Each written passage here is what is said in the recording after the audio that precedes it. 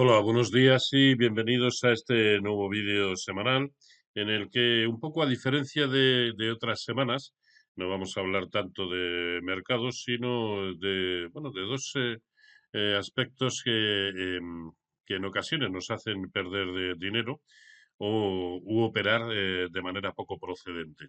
Ya digo que en cuanto a los mercados, prácticamente nada ha variado con respecto a la semana anterior. Los índices, todos ellos, siguen teniendo un aspecto relativamente alcista, pese a que, como es lógico, a los americanos pues les está costando un poco despegarse por arriba de lo que eran sus anteriores máximos históricos, pero nada hace pensar que por contra se vaya a producir ninguna corrección, al menos no en este momento. Por lo tanto, la situación sigue siendo exactamente la misma. Pero sí quería llamar su atención sobre dos temas concretos. El primero de ellos, y esto es una discusión, una disyuntiva desde siempre prácticamente, ¿es mejor operar en índices o en acciones? A ver, yo casi siempre suelo ser un tanto neutro al responder y diría que el 50% de cada uno de ellos, ¿no? Porque un índice es mucho más noble en cuanto a su evolución, es decir, si hemos detectado o creído detectar una tendencia en un índice, es de más fácil cumplimiento en un índice que no en cualquiera de las acciones que componen ese índice por un tema de volatilidad, ¿no? Es decir, si creemos que como consecuencia de nuestro análisis el IBEX va a subir un 7%, es más fácil que ese 7% así sin más lo cumpla el propio índice que no alguno o muchos de los títulos que componen el índice. Ahora bien, si realmente estamos acertados con la tendencia y se va a producir ese movimiento de un 7%, también habrá títulos dentro del mercado que ese movimiento lo multipliquen por dos. Y no veo por qué tenemos que negarnos esa posibilidad. Aquí el único inconveniente es un tema de volatilidad. Estoy convencido de que por mucho que el escenario ahora mismo a corto plazo, bueno, y a medio es evidente, es el que es en el conjunto de los índices, es decir, alcista, estoy convencido que ayer, la jornada de ayer, a muchos de los que estaban en títulos concretos les saltaron los stops. Perdón, esos stops normales de un 4 o de un 5%, estoy convencido de que ayer a muchos les saltaron.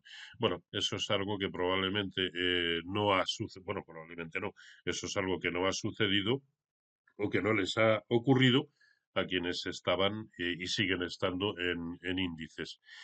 Por lo tanto, yo diría que el estar en uno u otro o simplemente ponderados en uno u otro o incluso a partes iguales va a depender de dónde se encuentren dos variables. La primera de ellas, dónde se encuentre el VIX sobre el SP500.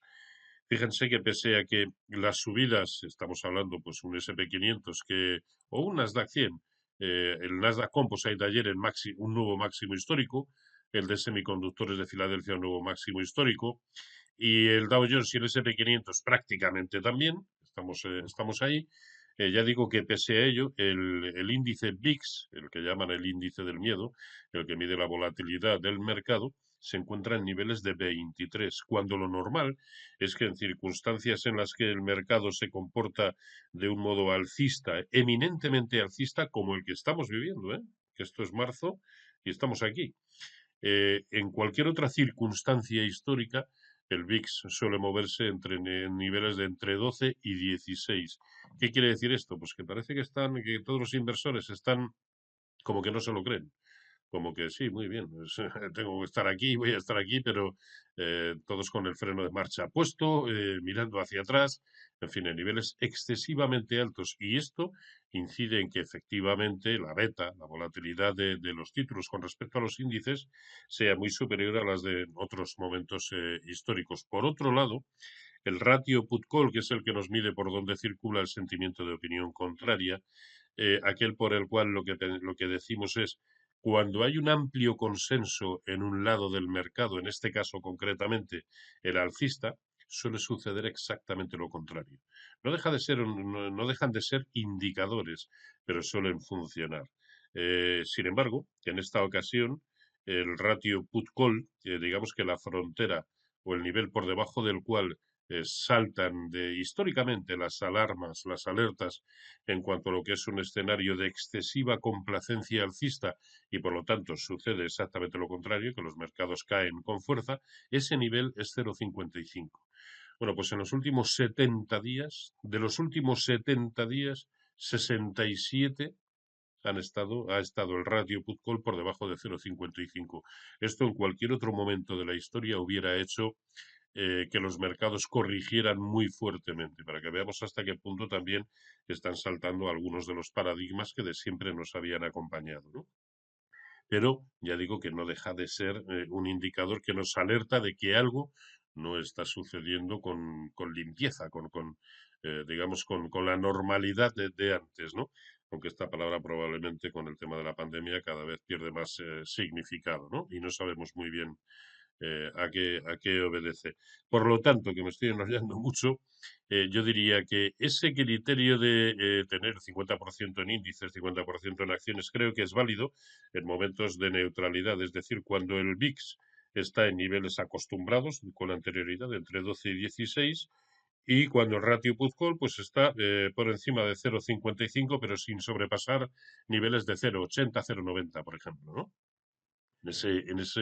Durante todo ese tiempo creo que perfectamente podemos estar ponderados al 50% en índices o en acciones. De no ser así, creo que es preferible estar muchísimo más ponderados en índices que en acciones. Ese es el caso actual. Ya digo que ayer, el movimiento de ayer en el conjunto de los mercados no habrá echado a nadie que esté simplemente en índices y sin embargo sí a muchos que estén en acciones y que, como es lógico y preceptivo, tuvieran puestos sus stops de pérdida. ¿De acuerdo?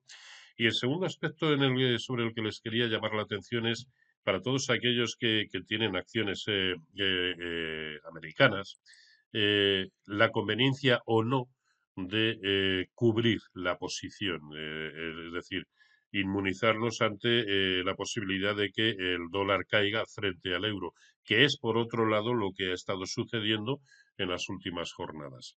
Yo diría que ahora mismo quienes estén o compren en el momento actual, bueno, pues yo creo que yo no cubriría la divisa, no cubriría la posibilidad de que el dólar siga yéndose para abajo. ¿Por qué? Porque estamos ante una resistencia formidable, la zona de 1,20. Por lo tanto, ahora mismo creo que no merece la pena cubrir la divisa. Ahora bien, niveles sostenidos por encima de 1,20, yo creo que sí deberían hacernos o deberían llevarnos a cubrir cualquier posición que tengamos abierta en títulos americanos y por lo tanto cubrir la posibilidad de que, aun cuando los títulos vayan a nuestro favor, resulta que al final incluso o hemos perdido dinero o nuestra ganancia se ve muy mermada como consecuencia de la evolución del par euro-dólar.